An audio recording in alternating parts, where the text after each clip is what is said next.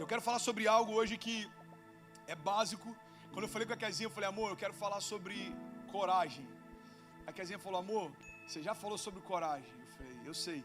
Mas se todo mundo já tivesse a plena revelação e convicção do quão poderosa a coragem é, nem todo mundo teria pensado em algum momento em parar no meio do caminho.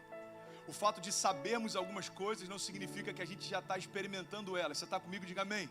Eu falei sobre isso semana passada. O que vai mudar nossa história não é a quantidade de versículos que a gente conhece, mas a quantidade de versículos que a gente vive. É isso que muda a história. Não é um conhecimento logos. Não é um conhecimento que a gente tem a respeito daquilo que pode acontecer. É um conhecimento que a gente tem prático a respeito daquilo que a gente já viu Deus fazer. Você está comigo? Então eu quero falar de coragem, porque você vai lembrar de algum momento na tua história em que Deus te encheu de ousadia e de coragem para romper. E eu quero trazer à tua memória que o Deus que fez no passado continua fazendo hoje. A mesma coragem que você teve para romper no passado, eu creio em nome de Jesus que você continua experimentando a partir de hoje. 2019 foi um ano incrível, foi demais, mas foi um ano desafiador também. Mais alguém ou só eu? Eu recebi esse dia no WhatsApp uma foto do Rock Balboa. Alguém já viu esse gif, esse meme? Uma foto do Rock Balboa no final daquela luta lá contra o cara lá, aquele russo grandão lá. E aí ele tá todo destruído, ele botou assim, 2020 pode vir que eu tô pronto. Tem gente que terminou 2019 exatamente assim. Tem pessoas que estão aqui, você está rindo, mas só você sabe o que você enfrentou para estar de pé. Só você sabe como algumas áreas da tua vida foram abaladas, confrontadas. Talvez alguém aqui no nosso meio pode estar com o coração em pedaços. Você pode estar cansado, mas eu vim aqui para te lembrar de uma coisa, presta atenção nisso. Deus não rejeita aqueles que estão à beira do caminho, muito pelo contrário. Se existe cansaço, Ele vai te dar renovo. Se existe doença, existe poder em Jesus para você receber a cura. Se existe em você a vontade de desistir, existe poder no nome de Jesus hoje para te dar esperança, a esperança que move uma geração. Tem alguém que está comigo? Porque Jesus, Ele é tudo aquilo que nós precisamos que Ele seja. Isso não é triunfalismo. Isso é o caráter de Deus. O caráter de Deus carrega a resposta para toda inquietação e todo problema da criação. Porque só quem nos fez por completo consegue olhar para o nosso interior e perceber o que está faltando. É por isso que o Evangelho é a única resposta para uma geração, é a única palavra e verdade capaz de mudar a história de toda uma cidade. E eu quero falar sobre coragem. O primeiro ponto que eu quero compartilhar é coragem para se mover. Você pode repetir isso comigo? Diga coragem para se mover. Sabe, tem uma passagem, eu vou pregar um pouco rapidinho para a gente não se alongar, mas eu tenho muitas coisas para compartilhar que eu tenho certeza que vão gerar vida em você.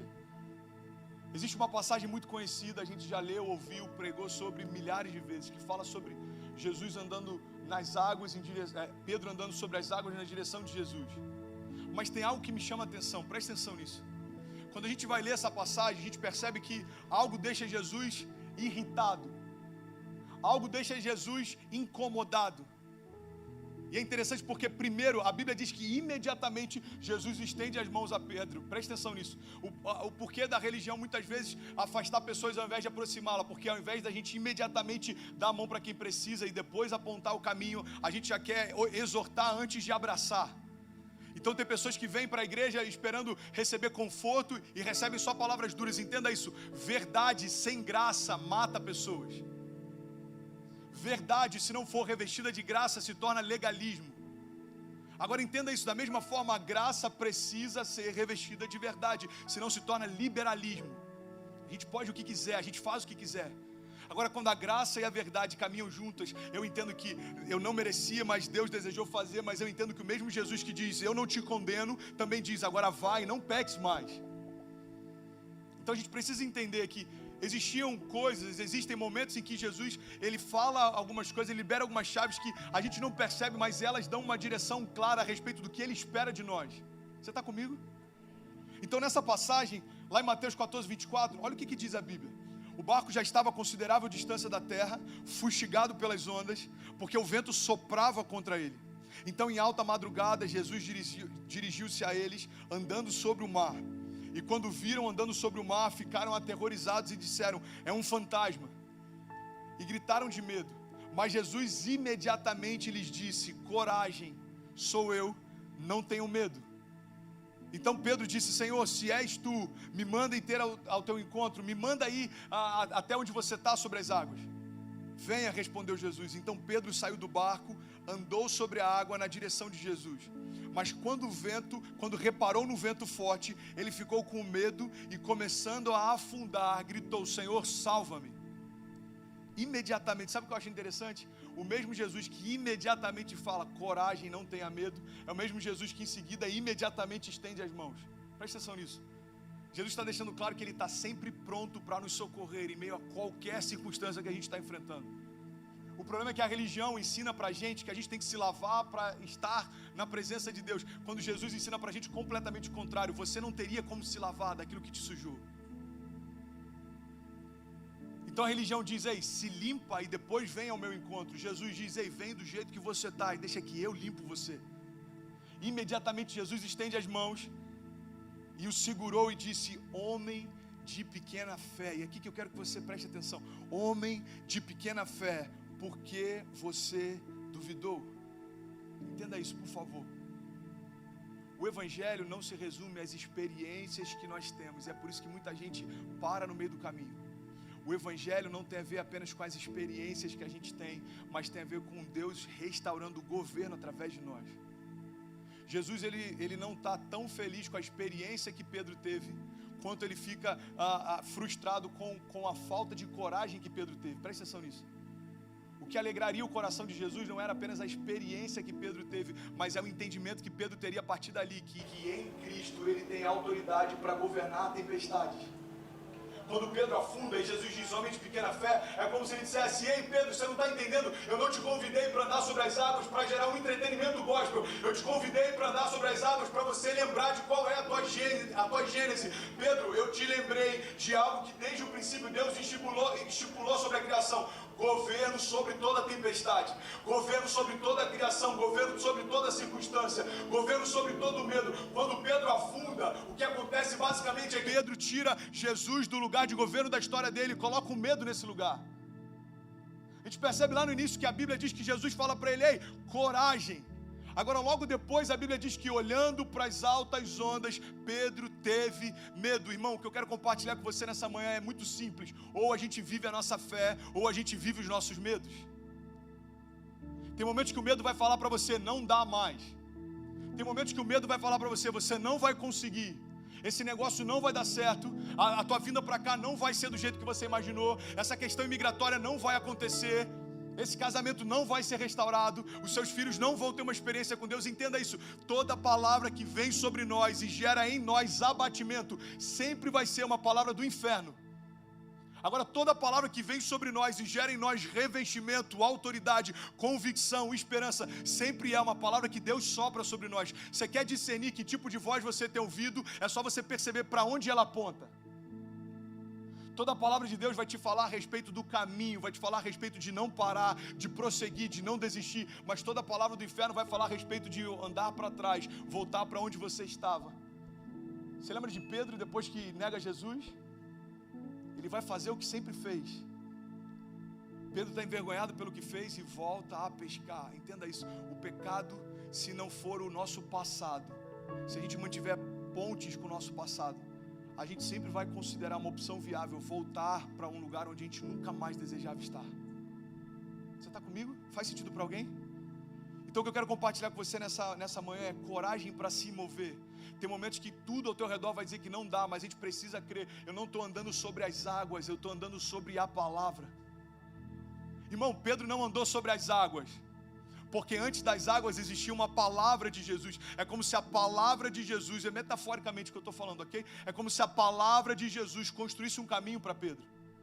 Então Pedro diz, é como se ele dissesse: Senhor, se você liberar essa palavra, eu vou ao teu encontro. Ou seja, se você liberar uma palavra que constrói um caminho até onde você está, eu vou ao teu encontro. Então Jesus diz: então vem, Pedro. E a partir da palavra de Jesus, Pedro anda sobre as águas. Pastor, o que você quer dizer? O que eu quero te dizer é que tem lugares que você ainda não acessou, por conta de palavras que você ainda não escutou Jesus liberando para você. Palavras que Deus libera a nosso respeito, constrói um caminho que nos leva ao sobrenatural. Não era possível para mim me tornar pastor, mas quando Deus liberou uma palavra, isso se tornou natural. Não era possível para mim imaginar tendo a família que eu tenho, mas quando Deus liberou uma palavra sobre mim, isso se tornou o meu novo natural. Não era possível para alguém que nem inglês fala ser enviado para fazer parte do maior avivamento que a Flórida e a América já experimentou, mas quando Deus liberou essa palavra, isso se torna natural. Irmão, não era possível para você estar onde você está, mas em algum momento Deus liberou uma palavra que encontrou espaço no seu coração. Isso construiu um caminho para te trazer onde você está. Você está comigo? Diga amém. Palavras têm poder para liberar destinos. Palavras têm poder para quebrar cadeias. Palavras têm poder para mudar histórias. Palavras têm poder para gerar milagres. Palavras não são só palavras. Eu lembro que o pastor André ministrou isso alguns meses atrás e essa mensagem mexeu muito comigo. Palavras não são só palavras. Você pode declarar isso comigo? Diga: palavras não são só palavras. Tem filhos enfrentando problemas de identidade por conta de palavras que ouviram durante toda a sua infância. Esse menino não vale nada. Alguém já ouviu ou conhece alguém que trata assim? Esse menino é uma peste. Esse menino é complicado demais, eu não sei o que vai ser dele não. E a gente vai liberando palavras e sem perceber a gente vai criando realidades. E a gente se assusta quando essas realidades tomam forma e batem na nossa porta. Ei, comece a liberar palavras em direção ao seu destino. Presta atenção nisso em nome de Jesus. Existe sobre nós um encargo profético para declarar o que vai acontecer. O problema é que quando a gente não lembra disso, a gente passa a viver no automático e a gente só percebe o que já está acontecendo. Deixa eu compartilhar uma chave poderosa com você, meu irmão. Quem se antecipa, governa. Não espera chegar 2020 para ver o que 2020 trouxe para você. Começa a declarar o que 2020 vai ser para você e para a tua casa.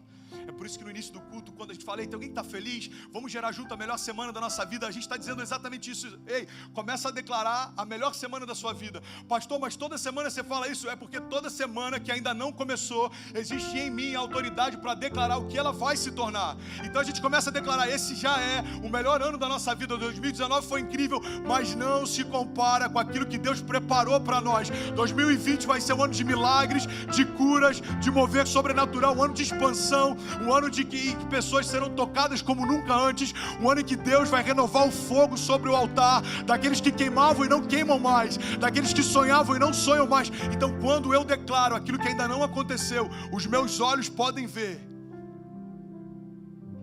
porque eu disse sem ver, os meus olhos verão. Porque eu declaro sem ver, os meus olhos verão. A dinâmica é diferente, irmão, no reino de Deus. É tratar as coisas que não são como se já fossem. Então, eu quero, em nome de Jesus, trazer para você esse entendimento e coragem para se mover. Se você não conseguir voar, corra, irmão.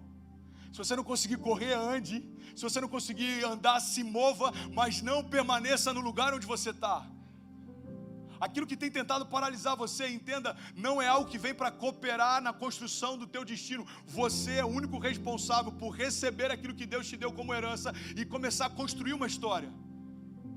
A culpa não é do governo, a culpa não é do business, a culpa não é da América, a culpa não é do Trump, a culpa não é da imigração, a culpa não é do ICE, a culpa é de nós não acessarmos aquilo que Deus já liberou sobre nós. Ei, nós cremos que em Deus, tudo aquilo que a gente precisa já foi suprido, em Deus existe cura para os enfermos, em Deus existe liberdade aos cativos. Então Jesus está falando para a gente, como ele disse para Pedro: ei, homem de pequena fé, porque vocês ainda duvidam? Eu já liberei a palavra, eu já preparei o caminho, eu já construí um destino para você, apenas caminhe na direção que eu te chamei para caminhar. Você está comigo? Diga amém. Let's move. Move. Essa palavra tem vindo no meu espírito, move, é tempo de se mover. Durante muito tempo a gente se entreteu com movimento, entenda isso, movimento sem destino é entretenimento, irmão, não tem a ver com barulho, não tem a ver com a gente ter uma convicção positiva a respeito do que Deus pode fazer. Ah, eu creio que vai ser bom, por quê? Ah, porque eu acho que vai ser bom. Não, eu creio que vai ser o melhor ano da minha vida, porque aquele que me prometeu é fiel para cumprir. Ele não é homem para que minta, ele não é filho do homem para que se arrependa. A gente tem bases para crer. A gente tem bases para entender o porquê que a gente coloca a nossa convicção nisso. Pastor, por que Jesus é a sua esperança? Porque quando eu não tinha mais esperança, Ele continuou lá. Quando tudo aquilo que para mim era uma zona de conforto foi embora, Ele continuou lá. É como aquela história da pegadas na areia. Eu sou apaixonado por essa história. Você já deve ter lido em algum lugar, você já deve ter recebido através de algum e-mail de PowerPoint há 10 anos atrás. Mas essa história é incrível, irmão. Um homem caminhando, ele começa a questionar a Deus e falar: ei, onde é que você estava quando eu mais precisei? Nos momentos bons eu via sua pegada ao lado da minha.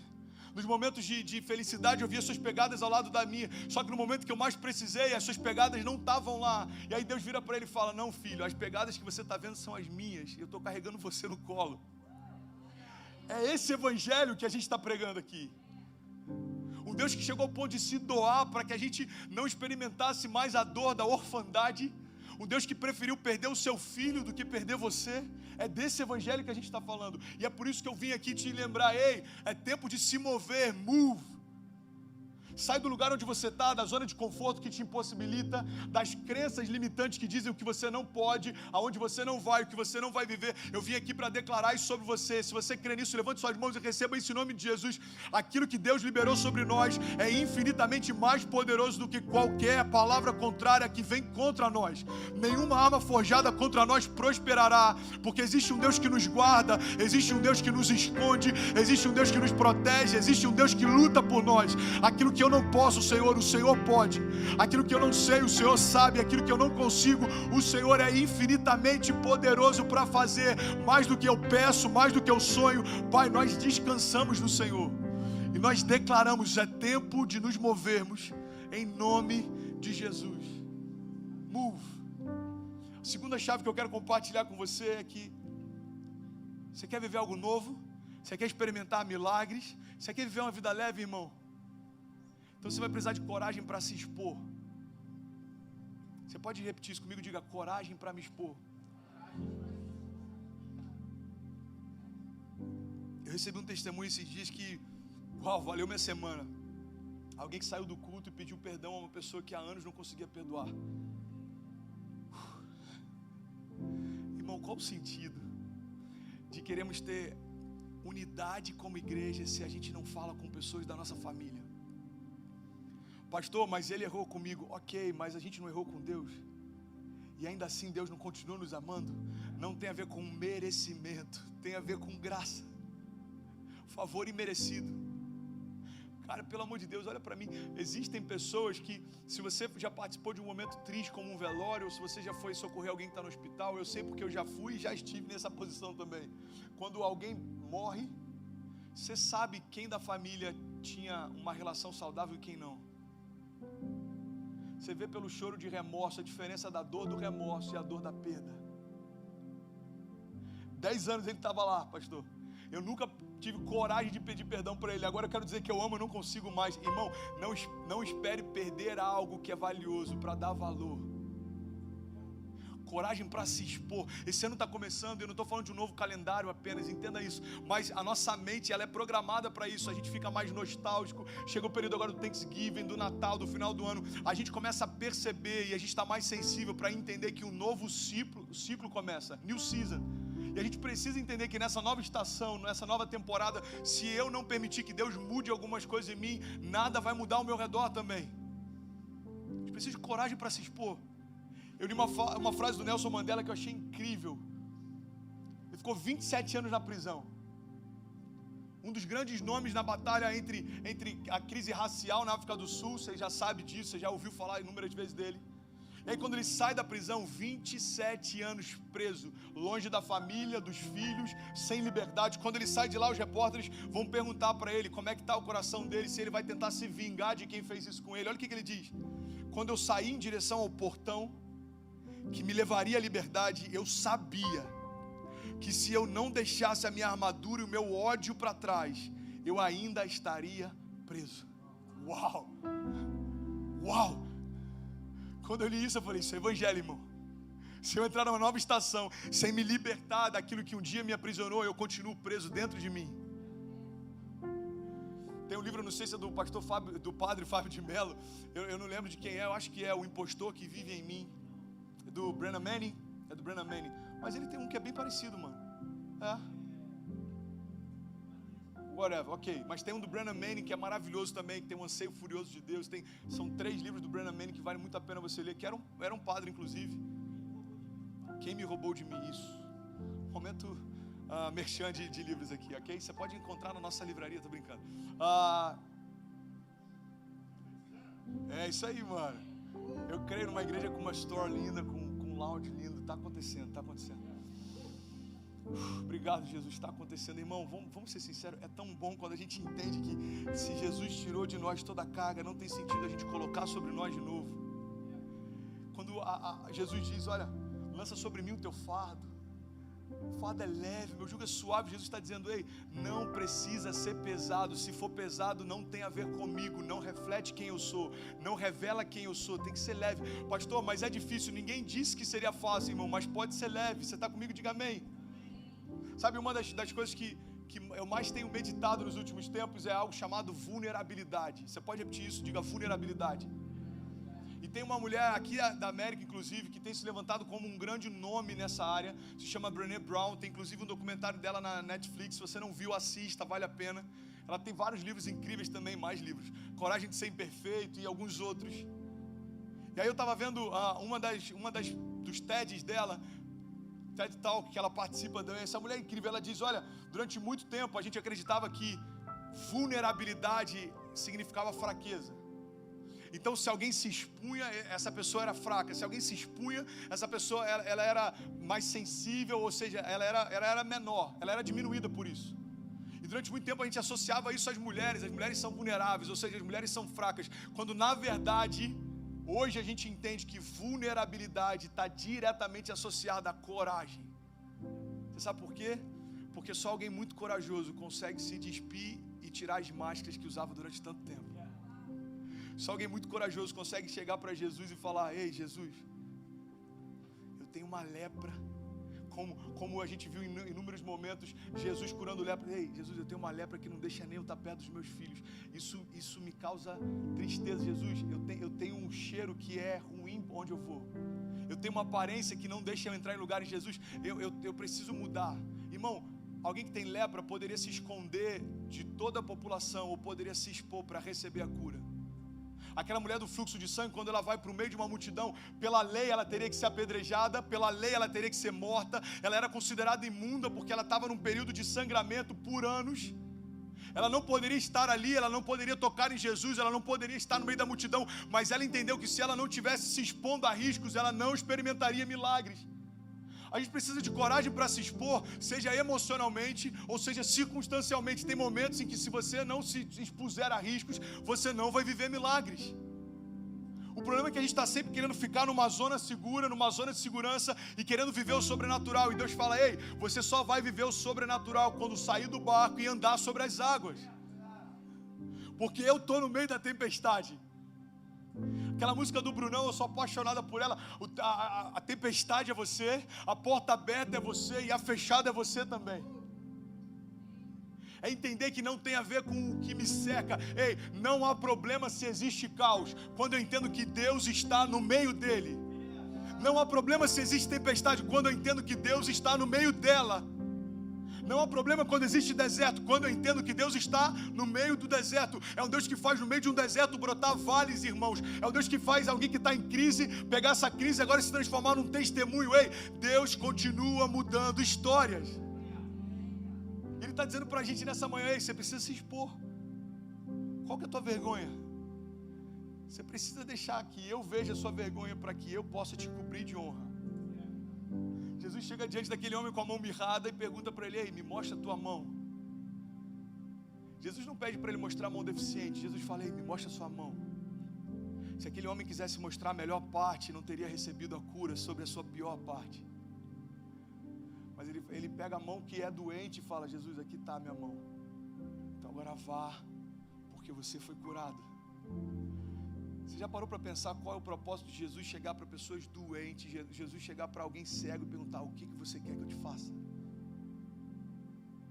Você imagina os discípulos, Jesus, pelo amor de Deus, o cara é cego, irmão. Está óbvio o que ele quer que você faça. Eu estou só conjecturando, tá? Não está na Bíblia, mas eu consigo imaginar Jesus falando, eu quero ouvir dele. quando aquela pessoa confessa, eu quero ser curado.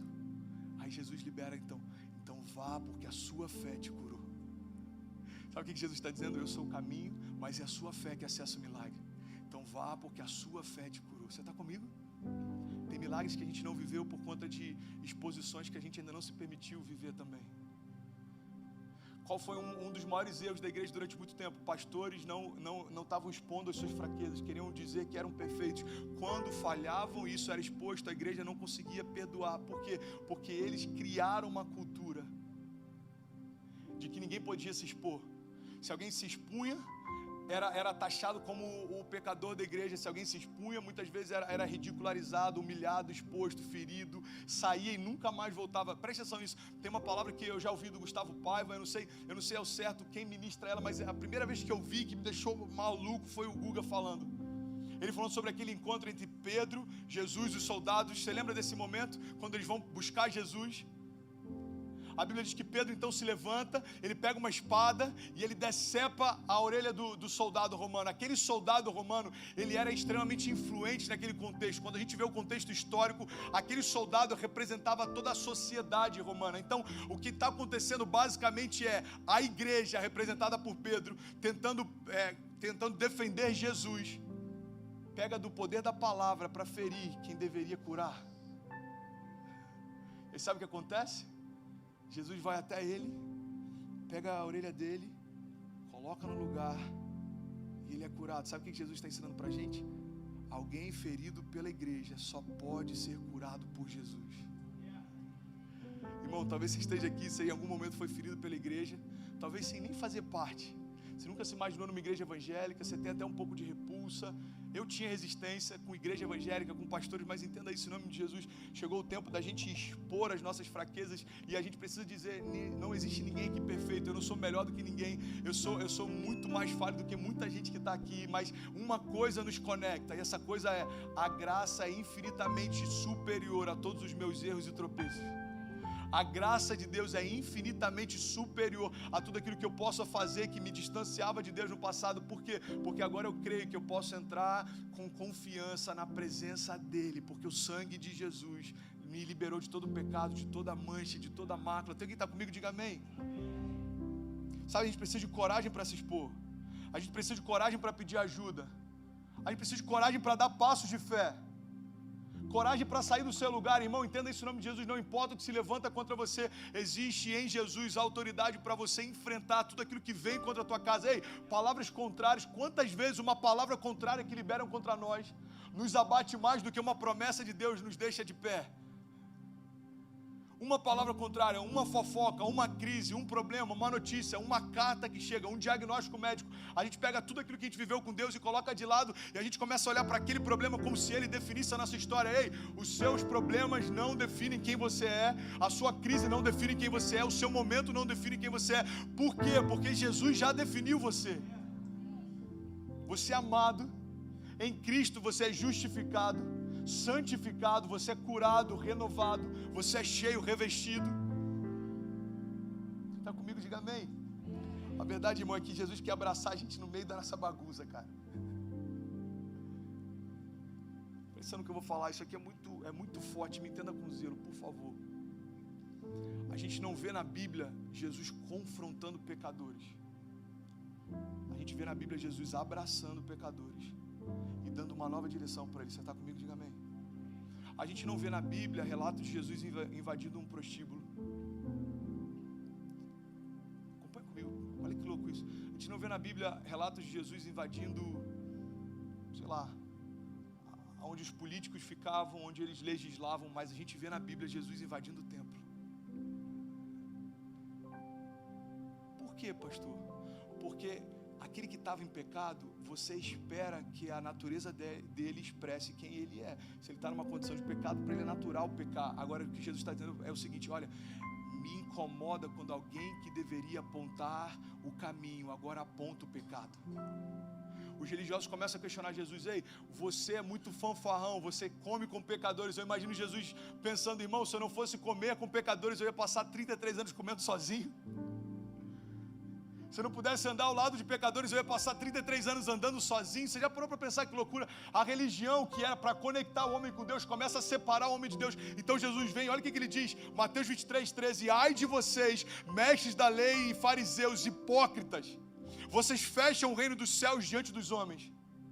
Vocês mesmos não entram e nem deixam entrar aqueles que gostariam de fazê-lo. Ei, deixa eu te falar uma coisa, Jesus não morreu por uma religião, Jesus morreu por você.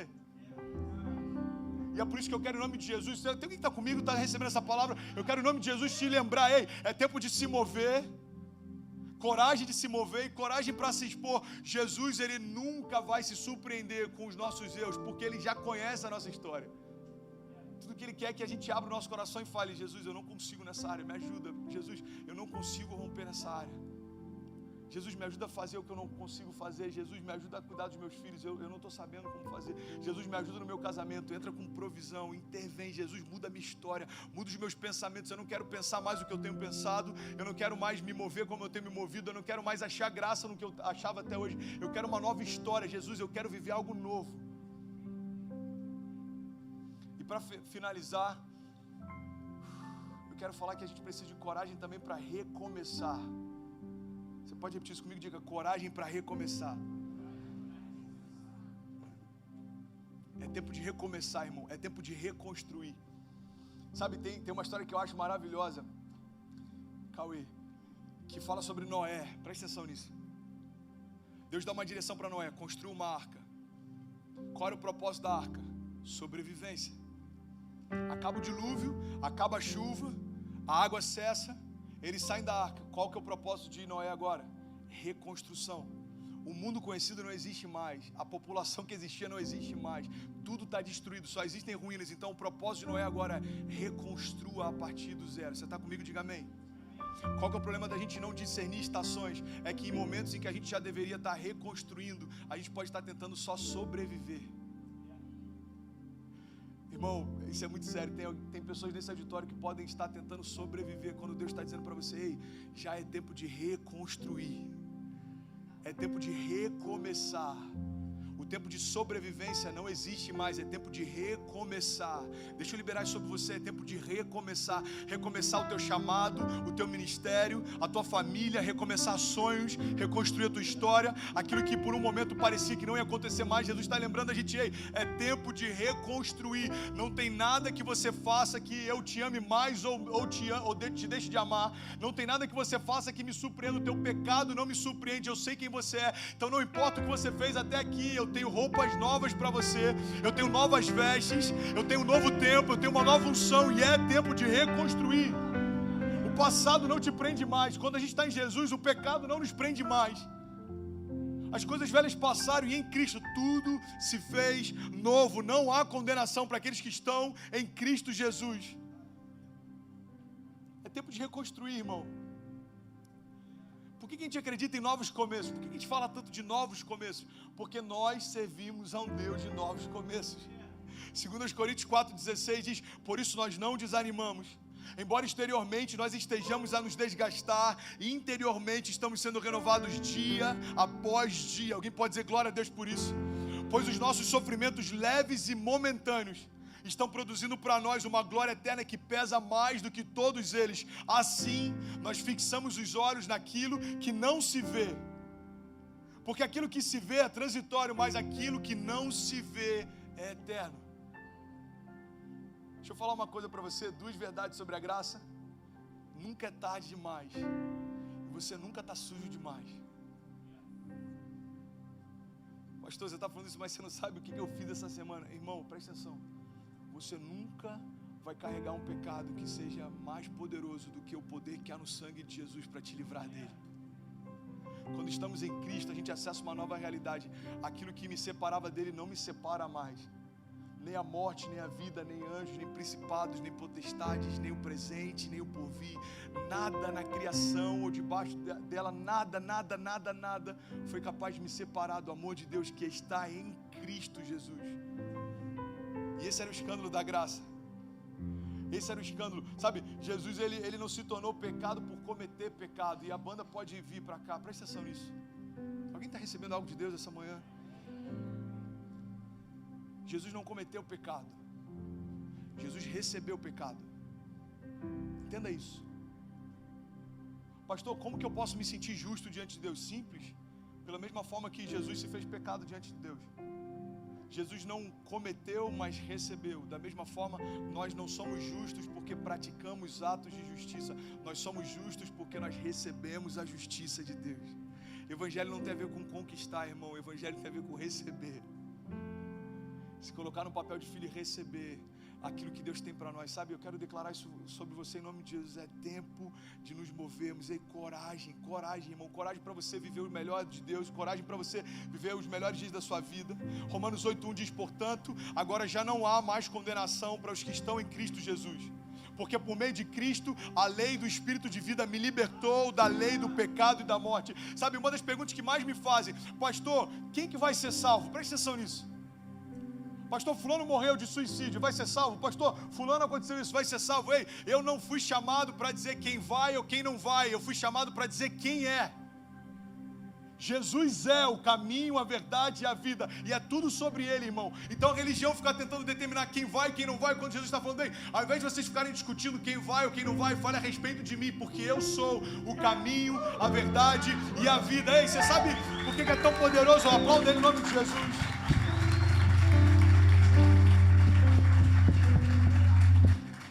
Finalizando, me dá mais um minuto. Você sabe por que é tão poderosa essa afirmação que Jesus faz? Porque no templo, no tabernáculo, entenda isso, antes da nova aliança, o homem não podia ter acesso à presença de Deus. Existia a Arca da Aliança, onde a presença de Deus se manifestava de forma visível. Então lá no Santo dos Santos, o sacerdote uma vez por ano, ele podia entrar lá, e era tão sério, existia tanto temor e tanto zelo, que se ele não tivesse em santidade, quando ele entrasse na presença, ele era fulminado. Então os sacerdotes, eles carregavam roupas, e nas suas vestes existiam como sinos. Então à medida que eles iam entrando, os sacerdotes que ficavam do lado de fora ouviam o barulho dele se movendo. Se o barulho parasse, significava que a presença de Deus fulminou ele por conta do pecado que tinha. Irmãos, a gente tem que entender como era o relacionamento de Deus com a criação antes de Jesus, para a gente entender o que é o poder da graça a partir dele. Então o sacerdote, ele entrava com uma corda amarrada em torno da cintura, porque se parasse de fazer barulho, os sacerdotes puxavam ele para fora, e significava que a presença de Deus tinha fulminado quem ele era. É por isso que o escândalo da graça é quando Jesus fala, ei, em mim não há mais separação, em mim, a partir do sacrifício que eu vou fazer, vocês vão poder acessar com autoridade e liberdade o Santo dos Santos. Os religiosos, eles piravam com isso, eles falavam, como assim, quem é você? E Jesus fala, eu sou o caminho, a verdade e a vida, e ninguém vai ao Pai se não for através de mim. Agora você sabe por que Jesus faz essa declaração? Porque quando você entrava no templo, a porta que dava acesso da rua para o pátio se chamava caminho. A porta que dava acesso do pátio ao átrio principal se chamava verdade. E o véu que separava a criação da presença de Deus se chamava vida. Então Jesus, ele está falando algo que para os religiosos fazia todo sentido, mas era escandaloso. Ele falou, ei, eu sou o caminho, a verdade e a vida. Jesus está falando tudo aquilo que a criação precisava para conectar de novo com o Pai. Eu sou. É por isso que lá em Mateus 27:50 diz, depois de ter bradado novamente em alta voz. Cara, isso é muito poderoso. Jesus está crucificado, humilhado, completamente exposto, ferido. Ele está lá rendido, machucado, e a Bíblia diz que depois de ter bradado novamente em alta voz, Jesus entregou o seu Espírito, e naquele momento o véu do santuário rasgou-se em duas partes, de alto a baixo, e toda a terra tremeu e rochas se partiram. A Bíblia diz que mortos levantaram das tumbas e começaram a invadir a cidade santa. Ei, você sabia que aquele véu tinha mais de 18 metros de altura? Flávio Josefo, que era um historiador muito importante na época, ele chegou a dizer que a grossura daquela cortina, daquele véu, tinha mais de 12 centímetros de espessura. A Bíblia diz que quando Jesus entrega o seu Espírito, de cima a baixo o véu se rasga. E você sabe o que significa? Aquilo que nos separava de Deus não nos separa mais, aquilo que nos condenava não nos condena mais, aquilo que nos impedia de romper não nos impede mais, porque em Cristo eu tenho liberdade para viver toda a promessa que Deus liberou sobre mim. E é por isso que eu quero te convidar em nome de Jesus a ficar de pé. e entender que há poder no nome de Jesus para liberar sobre nós algo novo, algo fresco, algo que só Ele poderia fazer.